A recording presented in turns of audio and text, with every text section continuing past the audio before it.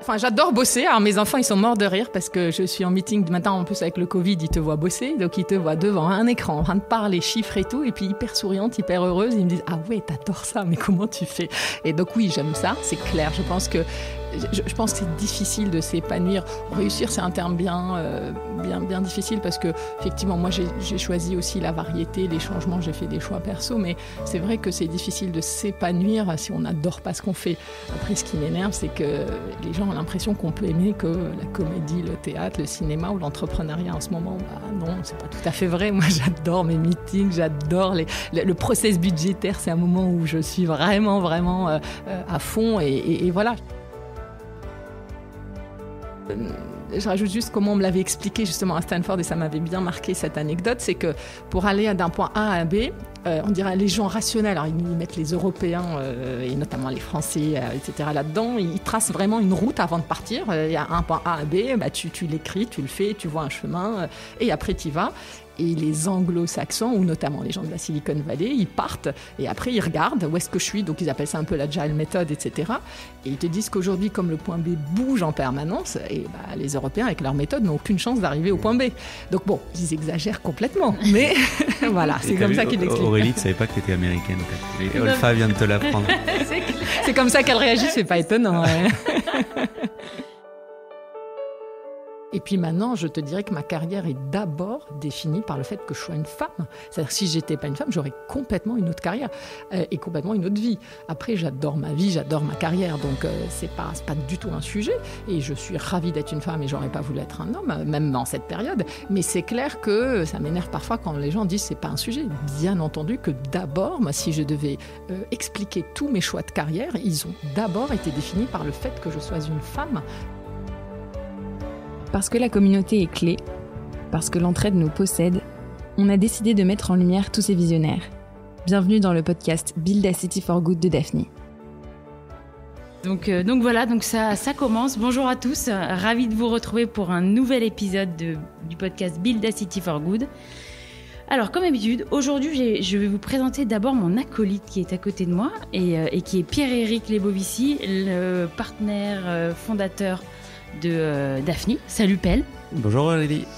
Et aujourd'hui, on reçoit une membre de la communauté. Oui, une membre de la communauté, Daphne. Et vu son parcours, on est sûr que vous allez adorer. Alors, elle n'a pas un profil entrepreneurial comme les invités qu'on a l'habitude d'interviewer. Et justement, c'est pour ça qu'on l'aime, cette communauté, parce qu'elle est super variée et on vous fait découvrir plein de profils. Notre invitée aujourd'hui donc, est une femme qui a occupé plutôt des postes de directrice financière au sein de plusieurs boîtes en France, à Hong Kong, à San Francisco et à Londres. On trouve d'ailleurs peu d'informations sur toi. Attention, j'ai pas encore dit son nom. Et donc, on te remercie de venir passer une petite demi-heure avec nous pour nous raconter ton histoire et ton parcours. C'est donc Olfa Zorgati qui est avec nous aujourd'hui. Salut Olfa. Salut Aurélie, salut Pelle. Salut Olfa. Alors Olfa, avant tout, on va commencer juste par des petites questions pour savoir qui es-tu. Donc tu n'es pas une entrepreneur. On a bien compris que tu nous as un peu écoutés et tu as trouvé qu'on avait beaucoup d'entrepreneurs sur nos épisodes. Et c'est bien de venir aussi parler des gens comme toi qui ont une carrière plutôt dans des grands groupes et... Merci Aurélie. Oui, je plaisantais un petit peu en disant que je ne suis pas entrepreneur parce que on en reparlait un petit peu, tout le monde est forcément un peu entrepreneur, on build tous des choses, on monte des choses, mais c'est vrai que moi, mon parcours a été plutôt dans des entreprises, petites, moyennes et grosses. J'ai eu justement aussi l'opportunité de travailler pendant quelques temps dans les startups dans la Silicon Valley et de monter un projet de 3 à 70 personnes. Donc, je connais aussi cette aventure, mais elle a été courte et c'est pas comme ça que je me définis. C'est surtout ça, c'est-à-dire... Alors, je vais reprendre une phrase célèbre que j'avais déjà entendue, c'est Peter Thiel qui parlait de son bouquin là, Zero to One. Il y a des gens qui sont Zero to One. Moi, je suis plutôt 10 to 100. Ce que j'aime, je peux faire du Zero to One, mais ce que j'adore, c'est vraiment arriver sur quelque chose et puis le faire grossir, grandir, le transformer et mettre en place ce qu'il faut pour que ça se développe. Super. Et encore une fois, cette première question, elle dirige toujours nos invités vers la carrière pro. Quand on dit « qui es-tu ?» alors qu'en fait, on pourrait « qui es-tu en qui es-tu de manière générale Bon, aussi? alors ça c'est encore plus facile. Donc je suis tunisienne d'abord, ça me définit puisque j'ai passé, j'ai grandi en Tunisie et j'y retourne très très régulièrement. Je suis arrivée à Paris à 17 ans, j'ai fait mes études, j'ai fait HEC, j'ai rencontré dans le même couloir un HEC que j'ai épousé, donc voilà, histoire assez classique. Et effectivement, je suis quelqu'un qui aime les chiffres, qui aime la data, mais qui aime aussi énormément la fête, les sorties, comprendre, très curieuse. Donc voilà, donc quelqu'un, je pense, qui a des points d'intérêt assez variés et qui a eu la chance, du moins c'est comme ça que je le vis, d'avoir jusque-là une carrière riche, mais aussi une vie perso assez sympa. Et comment tu as réussi à avoir cette carrière justement? Qu'est-ce qui t'a poussé un peu à être aussi t'es carriériste, faut le dire. Alors oui, clairement. J'adore bosser. Alors mes enfants, ils sont morts de rire parce que je suis en meeting maintenant. En plus avec le Covid, ils te voient bosser, donc ils te voient devant un écran en train de parler chiffres et tout, et puis hyper souriante, hyper heureuse. Ils me disent ah ouais, t'adores ça, mais comment tu fais? Et donc oui, j'aime ça, c'est clair. Je pense que c'est difficile de s'épanouir. Réussir, c'est un terme bien difficile parce que effectivement, moi j'ai choisi aussi la variété, les changements. J'ai fait des choix perso, mais c'est vrai que c'est difficile de s'épanouir si on n'adore pas ce qu'on fait. Après, ce qui m'énerve, c'est que les gens ont l'impression qu'on peut aimer que la comédie, le théâtre, le cinéma ou l'entrepreneuriat en ce moment. Bah non, c'est pas tout à fait vrai. Moi, j'adore mes meetings, j'adore le process budgétaire. C'est un moment où je suis vraiment à fond. Et voilà, je pense que il y a toujours exactement les mêmes ingrédients. C'est que vous devez emmener des équipes d'un point A à B. Souvent, en plus, c'est des équipes qui n'ont aucune envie d'y aller. Souvent, c'est quelque chose il faut réinventer, il faut changer des choses. Enfin, je pense que les ingrédients qui fait qu'on soit passionné par quelque chose sont toujours un peu les mêmes. Et c'est vrai que voilà, il y a une optique en ce moment un peu. Il y a des choses à la mode et des choses. Donc oui, j'adore mon métier de directeur financier. Après, on va pouvoir un peu en parler. C'est clair que je pense pas que je sois le directeur financier classique. Moi, ce que j'adore, c'est beaucoup aussi élargir. Et donc successivement, dans chacune de mes boîtes, j'ai toujours élargi mes fonctions et c'est ce qui m'intéresse. Par contre, je reste très data-driven. Ce qui m'intéresse, c'est de comprendre le rationnel du business. Et c'est vrai que voilà, toutes les fonctions de management sont les mêmes. Il y a une célèbre phrase, comme disait mon père très souvent, les meilleurs ministres d'agriculture n'ont jamais fait d'agriculture, les meilleurs ministres Donc, voilà. Donc, à un moment donné, à un certain niveau, parfois on met les gens, t'es directeur financier, tu peux faire que ça. Marketing, tu peux faire que ça. Enfin, ça aussi, c'est un peu triste. C'est pas vrai du tout. Quand vous êtes un bon manager, au contraire, vous pouvez même faire beaucoup d'autres choses et mieux que d'autres, mieux que d'experts, différemment. On confirme. Chez Daphni, on a à chaque fois plusieurs casquettes. Regarde, Paye, il est investisseur, fondateur d'un fonds. Fondateur d'un club dans le 8e. Que j'adore. Podcasteur, We Are, voilà. Mais, et c'est vrai, on a tous le choix d'avoir plusieurs casquettes et d'être bon dans plusieurs domaines. C'est ce qui m'attire chez, par exemple, des personnes et des endroits comme Daphni. C'est pas du tout par hasard que je sois très attirée par ce monde, parce qu'effectivement, dans les mondes corporate, et c'est quelque chose que j'essaye de faire un peu bouger, c'est malheureusement un peu plus cadré. La chance extraordinaire de ce monde de start-up, de fonds, etc., c'est que vous poussez un petit peu les limites et vous mélangez des choses, vous assumez plus de choses. Et oui, ça fait partie des choses qui m'attirent clairement. Dans ces domaines. Et toi qui connais les deux environnements, est-ce que tu vois l'écart se creuser ou au contraire tu penses que les deux cultures sont en train de converger? Ou en tout cas, est-ce qu'elles doivent converger? Elles devraient converger. Je dirais que ça dépend. Moi, j'ai bossé un peu dans la Silicon Valley et dans des boîtes comme Salesforce ou Google. Il faut être très, très clair qu'ils ont réussi, enfin moi, du moins, c'est ma perception, à garder quand même des ouvertures entre les différents métiers, à accepter que les gens fassent un peu de tout, à valoriser d'autres choses. Donc, je dirais, les startups qui ont grossi ont réussi à garder ce non-frontière. Dans les boîtes, les CAC 40 françaises ou en dessous, ou des boîtes, voilà, c'est pas encore le cas. Les chasseurs de tête essayent, eux-mêmes, ils ont du mal à convaincre de la nécessité de bouger. Alors, comme je suis une éternelle optimiste, je dirais que je pense que ça va plutôt se réduire. C'est pas évident dans les périodes de crise, et là on risque on est dans quelque chose qui pourrait quand même ressembler à une crise. Souvent, un des moyens de se rassurer, c'est d'aller plutôt chercher des expertises très très fortes et pas de valoriser une expérience un peu différente. Donc non, difficile de répondre tout de suite. J'aimerais beaucoup. Ouais. Et moi, je fais partie des gens qui poussent un petit peu et qui parfois challenge beaucoup mes boards sur les nominations que je veux faire, sur les rôles que je vais avoir et sur ce que je peux challenger, même s'ils pensent que je ne suis pas experte. Et ça passe, hein, les gens sont rationnels quand même. Et alors, toi qui as vécu dans plein de pays, et notamment si on parle d'une de tes dernières expériences aux États-Unis, c'est vrai qu'il y a quelques années, il y avait un peu de French bashing de la part des Français qui étaient localisés aux US, en expliquant que finalement il y avait un gap culturel en termes d'ambition, en termes de qualité des projets et tout, qui était énorme. Nous, on a le sentiment, et même si on navigue un peu entre les deux, mais on est quand même très domestique, que cet écart il se réduit. C'est un sentiment que tu as ou pas? Alors, et nous, de notre fenêtre, en fait, il se traduit aussi par le fait qu'il y a plein de Français qui sont rentrés et qui ont peut-être impulsé cette dynamique qu'eux avaient connue aux US. T'en fais partie, parce qu'en fait, t'as été, je sais plus si Aurélie l'a dit, mais Olfal connaît le monde entier, donc t'as été hyper influente aux États-Unis au sein de la communauté, et là tu l'es aussi, tu continues de l'être auprès des Français américains qui sont rentrés. Donc quelle est ta vision à ce niveau-là? Non, tu as tout à fait raison, ça bouge beaucoup. C'est-à-dire que... Alors, le French bashing, moi, j'aime pas. Et je pense qu'en plus, il y a de la méthode Coué. Donc, plus tu penses que tu es mauvais, plus tu le deviens. Donc, c'est une catastrophe. Ça s'auto-réalise. Non, moi, je pense sincèrement que le monde, notamment des startups et de ce nouveau monde, est en train de complètement s'élargir. Ce n'est plus du tout seulement dans la Silicon Valley. C'est même parfois mieux dans d'autres endroits. Et je pense que Paris est en train de prendre sa place. Il y a d'autres endroits aussi. On en est convaincu. J'en suis complètement convaincue aussi. Je pense qu'il y a encore beaucoup de choses à faire, mais il y a un certain nombre de choses, et Daphné en fait partie, qui ont aidé à faire émerger quelque chose. Je pense qu'il y a encore beaucoup à faire. Et effectivement, pour moi, j'ai quand même toujours ces deux mondes. Il y a le monde de ces startups, de ces fonds, de ces nouveaux métiers, qui est devenu mondial vraiment. C'est-à-dire qu'effectivement, c'était la Silicon Valley. Et moi, quand j'y étais il y a une dizaine d'années, c'était vraiment la Champions League. Hein. Au début, j'étais là, n'importe quoi, etc. Enfin bon, on exagère et tout. Puis bon, là, j'ai vraiment bossé avec des gens d'un autre niveau. Et donc, du coup, c'est un autre niveau... en termes de mindset, c'est-à-dire qu'ils prennent des risques. Chaque fois que, je veux dire, ils doivent fermer une boîte, toi, tu y réfléchis quand même au moins 2-3 mois. Eux, ils le font, et puis après, ils disent bon, s'il faut la rouvrir, je la rouvrirai. Alors, il y a tout l'écosystème qui aide, mais c'est vrai que c'est vraiment une autre façon d'agir.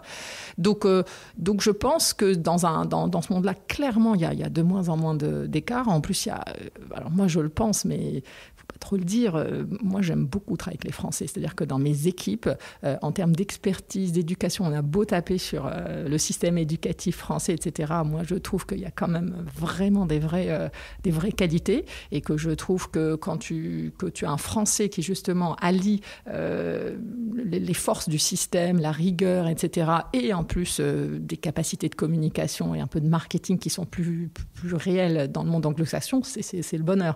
Donc c'est vrai que... Donc non, c'est en train de se réduire. Je pense que Paris a complètement changé dans les 5-10 dernières années. Et oui, je pense que ça va continuer. Quelles sont les différences qui subsistent de ton point de vue?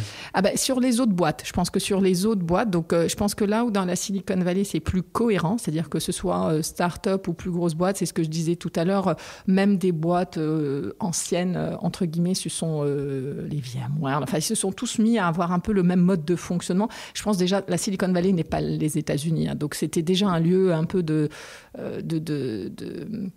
où le risque est toujours vécu comme une opportunité extraordinaire. Donc il y avait déjà, en fait, pour moi, c'est ça aussi, hein, une énorme différence. C'est-à-dire que là-bas, quand je suis arrivée, j'ai eu un cours à Stanford où on a d'abord mis le terme risque sur le mur, et chacun devait dire ce que ça voulait dire. Il n'y avait que des gens de la Silicon Valley là-bas. Ils ont tous dit opportunité extra. Et moi, j'étais là, voilà, quoi, c'est un risque, quoi. Voilà.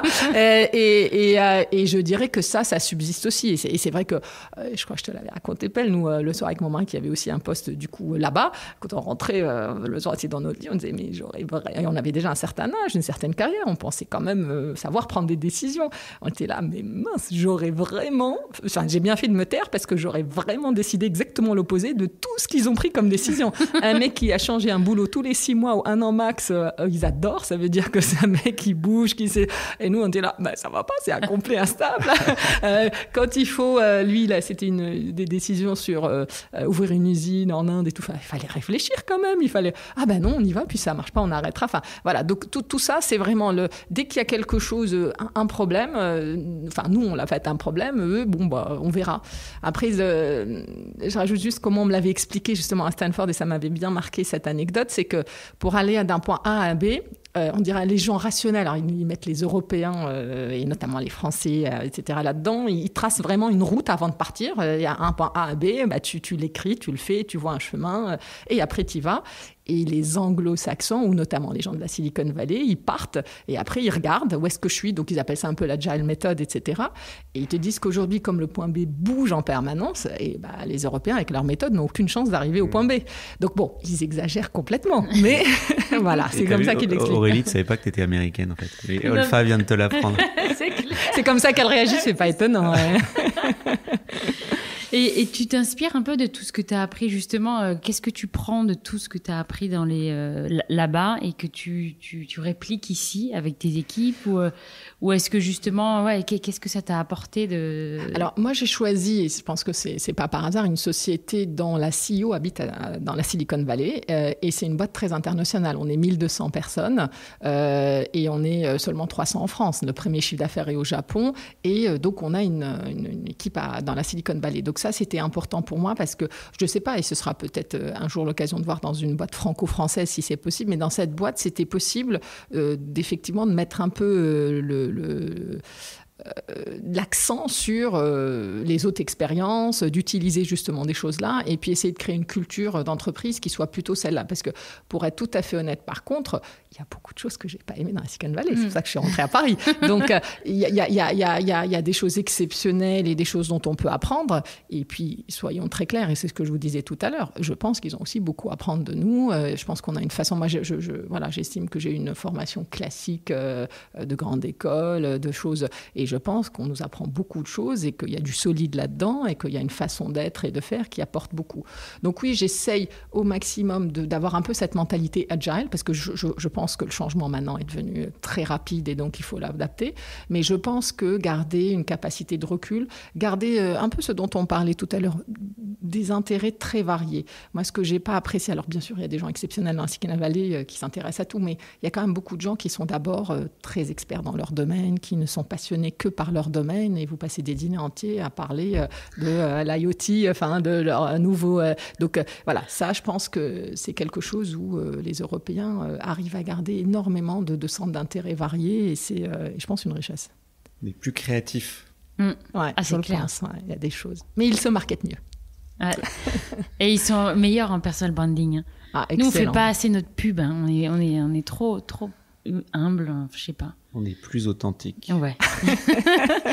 et si on revient sur ton poste de directeur financier, comme tu dis, qui est... et d'ailleurs, pour la petite anecdote... Tu étais directeur général, non? Alors aujourd'hui, je suis EVP Operations and CFO. Oui, pardon. Non, mais dans ta carrière, tu as souvent été directeur financier. Et surtout, la petite anecdote qui est drôle, c'est quand même que quand Marc a revendu e-France à Vivendi, t'étais chez Vivendi. Absolument. Et tu t'es occupé du dossier. Absolument. Donc, c'est très drôle de se retrouver effectivement.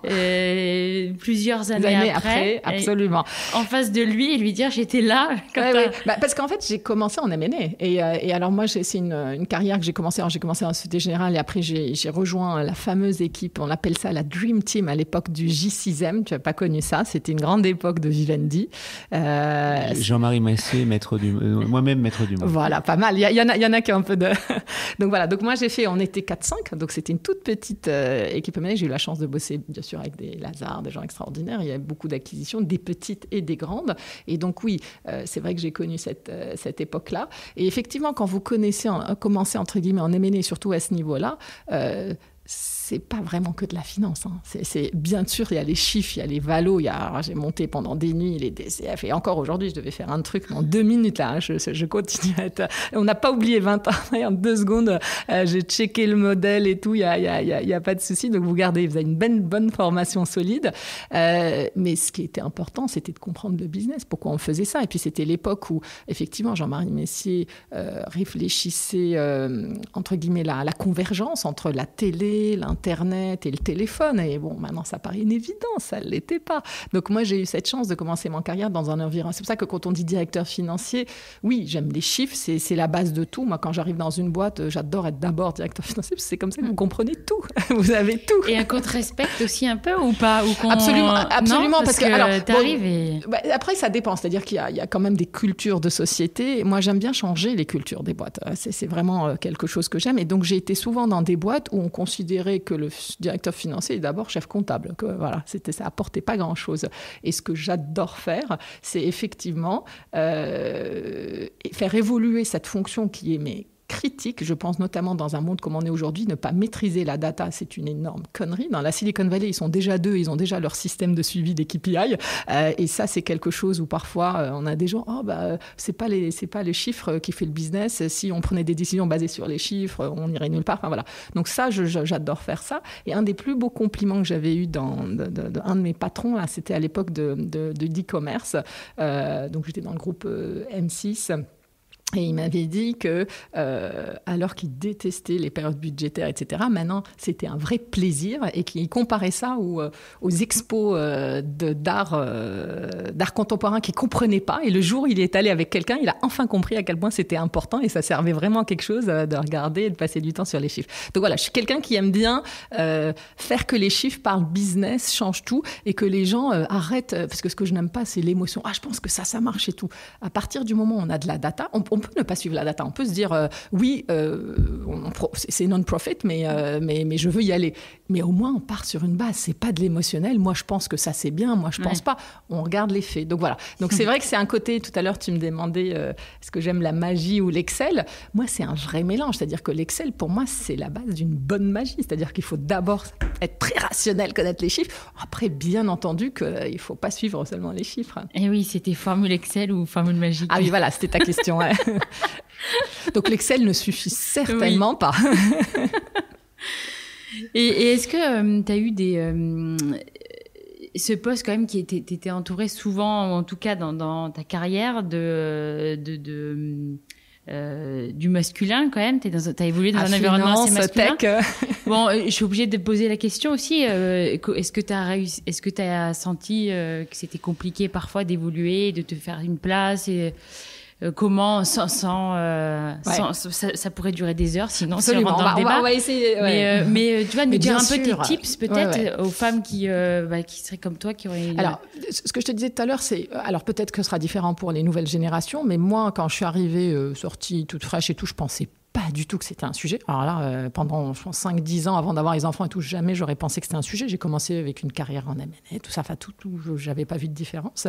Et puis maintenant, je te dirais que ma carrière est d'abord définie par le fait que je sois une femme. C'est-à-dire que si j'étais pas une femme, j'aurais complètement une autre carrière et complètement une autre vie. Après, j'adore ma vie, j'adore ma carrière, donc c'est pas du tout un sujet.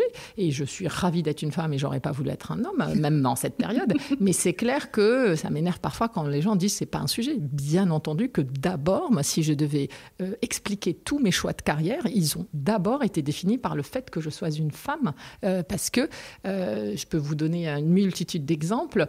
À un moment donné, j'avais un poste de directeur de cabinet d'un des groupes du CAC 40. Il m'a rappelé, j'étais au dernier entretien, il m'a rappelé, et c'était quelqu'un d'exceptionnel et qui le fit était passé. Il m'a dit, écoute, je suis désolée, t'as 3 enfants, un mari, je me sentirais pas le dimanche soir de t'appeler. Or, ce poste, j'ai besoin d'appeler à tout moment la personne. Et là, je pourrais pas déranger. Je saurais que c'est pas le moment.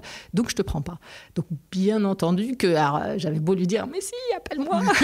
Et j'ai eu 10 fois la question, mais votre mari, est-ce qu'il serait vraiment d'accord parce qu'il y a du voyage, etc. Enfin bon, après, c'était toujours dans un esprit... gentil, c'est-à-dire que c'était pas du tout parce qu'il pensait que j'étais une femme donc moins bonne, mais parce qu'il voyait très bien que pratiquement c'était différent. Donc bien entendu. Et puis après, moi chaque fois, mais vraiment ça, on n'a pas été dans ma carrière en arrière, chaque fois que j'ai une jolie opportunité, c'est-à-dire que j'arrive, je passe 2-3 ans dans un job et hop, je pensais, on me proposait quelque chose de plus. Et mon mari me dit j'ai une opportunité et puis je dois y aller et puis voilà et en fait la seule chose, et c'est pour ça que je dis c'est extraordinaire d'être une femme, c'est que moi j'en ai fait une force dans le sens où je me disais au début t'es désespérée quand même c'est très clair, tu gueules, t'es là mais merde, pas de chance et tout et puis tu dis mais en fait c'est génial, je vais avoir 1 an off. Moi j'adore, ça s'appelle le C, faire des déj, rencontrer des nouvelles personnes et tout.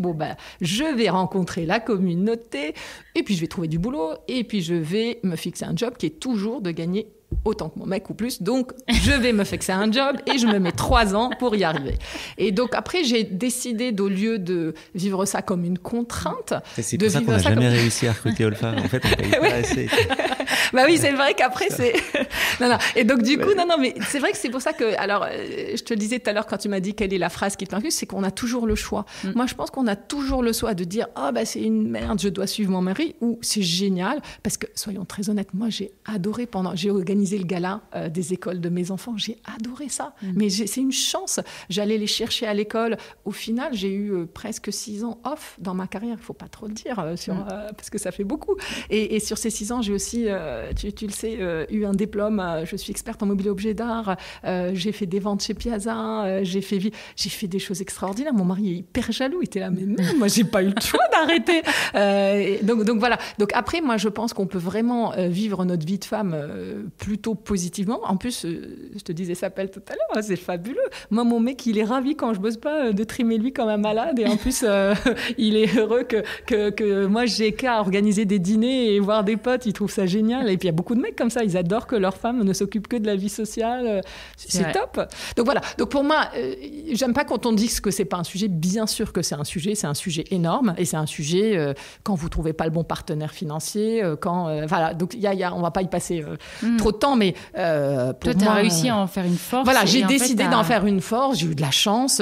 C'est vrai que par exemple dans les communautés d'expats, quand j'arrivais, c'était pas terrible parce que les femmes, elles se trouvaient complètement challengées par quelqu'un qui fait ce qu'elles font et en plus veut bosser. Et donc et comme c'était des gens que j'adorais, des femmes avec qui j'avais créé des liens, il a fallu avoir la discussion, etc.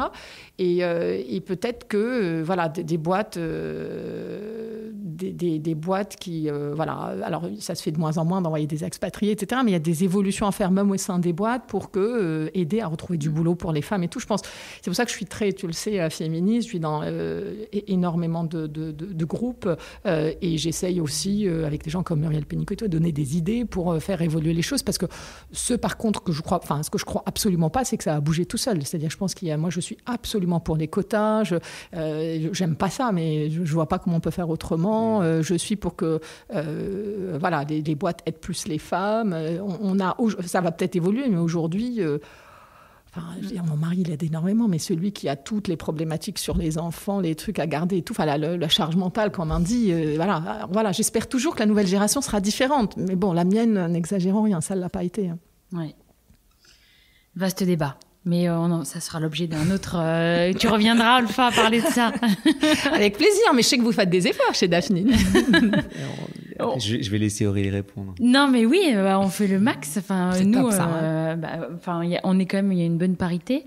Après, dans l'équipe investissement, effectivement, on n'est pas exemplaire, mais on essaye au maximum de donner une chance. Tu vois, c'est tout le paradoxe, c'est-à-dire qu'on veut féminiser, c'est toujours délicat de parler de ces sujets-là, mais on veut féminiser l'équipe d'investissement. C'est super dur de trouver des femmes qui veulent faire ce métier, pour une raison qu'on ignore, mais et tu vois, c'est pas faute. Alors, pour ne pas trahir de secret, on va renforcer l'équipe avec des profils féminins, mais ça a été compliqué de trouver des gens.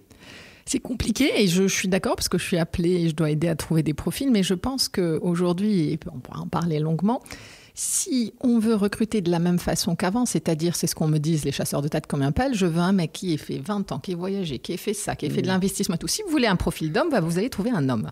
Malheureusement, les profils de femmes ne peuvent pas être les mêmes que les profils d'hommes. C'est-à-dire qu'il faut à un moment donné que le board, moi c'est ce que je pousse à certains boards où je suis, à prendre ce qu'on appellerait un risque en France, est-ce qu'il y a une opportunité ailleurs, même si dans la Silicon Valley c'est le même problème, mais parce que là, sur le sujet-là, c'est dur, il faut prendre un profil complètement différent. Parce que sinon, il n'y a pas le même profil. Ça n'existe pas. Des femmes qui ont déjà fait de l'investissement, qui ont été sur des boards, enfin voilà, je vois à peu près quel... ça, il n'y en a pas. Ou il y en a très peu. Donc du coup, il faut recruter complètement autre chose. Et je crois qu'on a un exemple comme nos amis de chez Gaïa, et ça marche bien. Enfin, je pense que c'est possible, mais il faut parier sur des profils un peu différents. Enfin, nous, en l'occurrence, on cherche des profils entrepreneuriaux. Et, c'est pareil, il n'y en a pas. Non. Non, mais il n'y a pas de femmes entrepreneurs. Donc peut-être dans 20 ans, mais aujourd'hui non. Donc si tu cherches ça, non. Donc écoute, on va redéfinir tes profils ensemble et puis on va trouver. J'adore. Voilà, t'as déjà eu 20 vies. Quelles sont tes 20 prochaines vies? Je crois qu'il y a un projet qui... on sait que tu es très heureuse dans ton activité actuelle, et puis ça ne changera pas. Tu n'as pas d'aspiration à court terme, mais dans les 20 prochaines années. Là. Non, c'est vrai que j'adore mon boulot et en plus beaucoup de choses. Donc aujourd'hui, je suis, ce que je vous disais, en charge des opérations et des finances dans un groupe qui s'appelle le SI. On est dans la tech, dans le sens où on fait de la simulation numérique, donc j'ai des PhD de maths et de physique.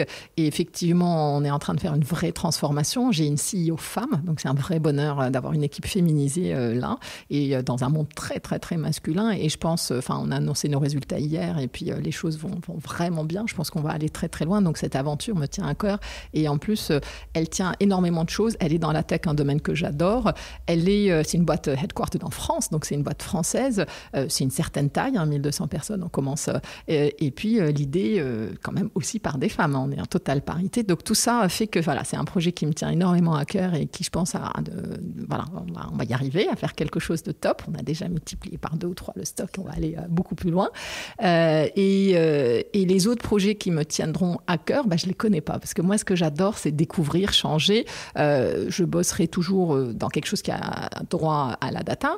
Mais ce qui est vrai, c'est aussi que, donc j'en ai parlé, je suis tunisienne. C'est vrai que c'est un peu comme beaucoup de gens, quand vous vieillissez, vous revenez à des choses qui vous tiennent à cœur. Je pense aussi vouloir passer plus de temps et avoir plus de projets en Tunisie. Et c'est vrai qu'un de mes projets qui me tient à cœur et qui aussi allie des choses que j'adore, je vous disais que j'étais experte en objet d'art, j'ai fait l'USA, j'ai commencé l'école du Louvre que j'espère terminer un jour.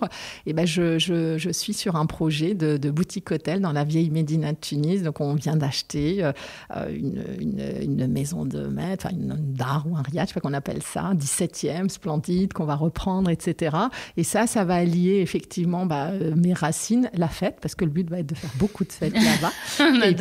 et puis le patrimoine, parce que je pense qu'il y a un patrimoine extraordinaire en Tunisie et qu'aujourd'hui, l'image de la Tunisie ne correspond pas à la réalité de son histoire et de sa richesse et patrimoine. Et ils ont besoin d'hommes et de femmes de qualité politique. Enfin, je sais pas si est-ce que tu te sens un jour de te lancer en politique? Écoute, on m'a déjà proposé des choses et puis, écoute, moi, la politique, c'est quelque chose qui m'intéresse dans le sens où, au final, on se rend très bien compte que sans volonté politique, peu de choses peuvent aboutir, au moins dans l'histoire de pays plus méditerranéens. J'aime bien d'autres exemples anglo-saxons où le monde privé a pu pousser plus de choses, mais la Tunisie est très proche de la France. Tous ces deux mondes-là sont plus... la volonté politique est importante. Donc je pense qu'il faut être pas loin, comprendre. Moi, j'essaye souvent de rencontrer des ministres, de comprendre. Est-ce que ça m'intéresserait? Intellectuellement, oui. Papa a été ministre des Finances pendant 10 ans en Tunisie, donc bien entendu.